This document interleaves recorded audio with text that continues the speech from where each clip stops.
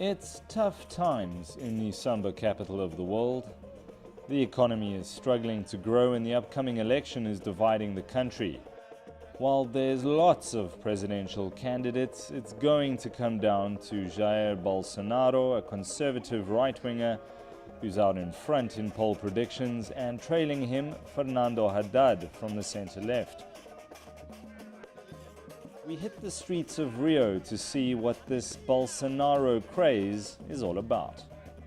It's definitely election season in Brazil and shops are doing roaring trade.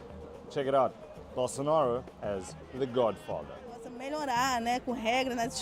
With Bolsonaro today in Brazil, we have hope. He's a military man. I totally support him.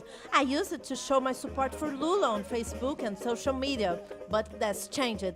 I'm wearing Bolsonaro's t-shirt and have hope for the future. Valqueria Bezerra says she used to support the left but is now bonkers for Bolsonaro. Stay positive is a Brazilian characteristic. We never give up, and Bolsonaro gave me this hope. The people say that he's a controversial, like a myth. If you stop to analyze what he's saying, he's right about a lot of things. This guy saw us filming and could hear we were asking about Bolsonaro. It's clear he doesn't share her enthusiasm for the man many supporters see as their very own Captain Brazil.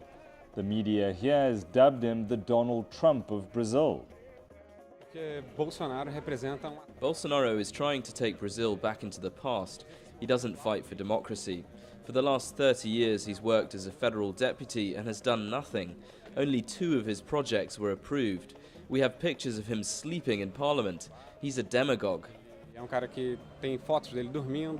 Not a lot of positivity here.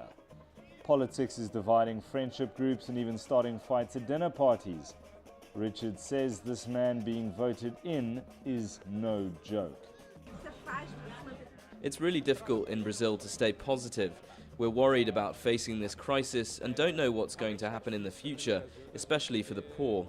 We're losing our rights and being oppressed. Finding funny moments is really difficult.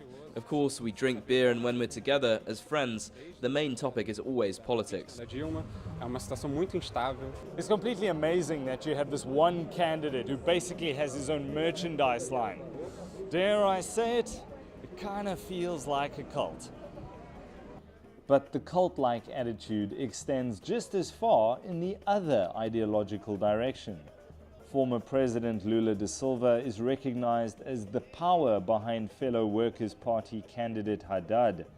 As Lula can't participate himself, he anointed Haddad. His election slogan literally says it all: Haddad is Lula.